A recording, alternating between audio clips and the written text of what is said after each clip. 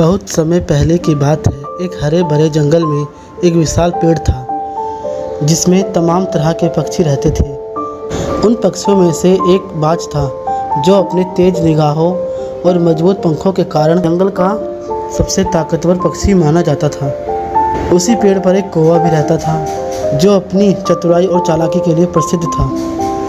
बाज को अपनी ताकत और उड़ने की क्षमता पर बहुत गर्व था। वह अक्सर दूसरे पक्षियों को नीचा दिखाता था और उन्हें कमज़ोर मानता था। कौवा यह सब देखता और सोचता कि बाज को उसकी असली औकात दिखानी चाहिए। एक दिन कौवे ने बाज को चुनौती दी, हे बाज, तुम तो बहुत बड़े और शक्तिशाली हो, लेकिन क्या तुम सच में इतने ताकतवर हो जितना तुम सोचते हो? बाज ने हंसते हुए कहा, क्यों नहीं, मैं जंगल का सबसे शक्तिशाली पक्षी हूँ। कौवे ने चालाकी से मुस्कुराते हुए कहा, तो चलो एक मुकाबला करते हैं। हम दोनों एक ऊंची उड़ान भरेंगे।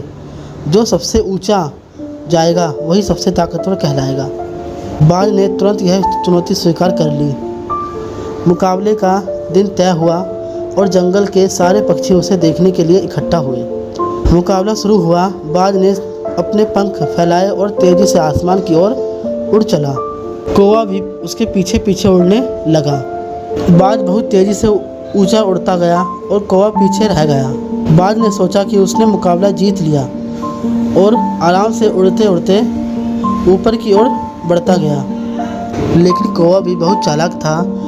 वह चुपचाप बाज के पीठ पर जाकर बैठ गया और आराम से सफ़र तय करना शुरू कर दिया। जब बाज बहुत ऊंचाई पर पहुंच गया और ऊंचा नहीं उड़ सकता था तो उसने कौवे से कहा, अब देखो मैं कितनी ऊंचाई पर हूँ, तुम्हारा कोई मुकाबला नहीं है मेरे साथ। तभी कौवा बाज की पीठ से उड़ा और बाज से भी ऊंचा उड़ने लगा। उसने चिल्लाकर कहा, देखो अब मैं तुमसे भी ऊंचा हूँ। बाज यह देखकर हैरान रह गया और समझ गया कि उसकी ताकत ही सब कुछ नहीं है, चालाकी और बुद्धिमानी भी ज़रूरत है। उसने अपनी गलती मानते हुए कौवे से कहा, तुमने मुझे सही सबक सिखाया है। उस दिन के बाद से बाज ने कभी किसी को कमज़ोर नहीं समझा और सबके साथ मिलजुल कर रहने लगा। कौवा भी बाज का अच्छा दोस्त बन गया और दोनों ने एक दूसरे की मदद करते हुए सुख शांति से जीवन बिताया। इस कहानी से हमें यह सीख मिलती है कि ताकत और शक्ति महत्वपूर्ण है, लेकिन बुद्धिमानी और चालाकी का भी अपना महत्व है। हमें किसी को कमज़ोर नहीं समझना चाहिए और सभी का सम्मान करना चाहिए।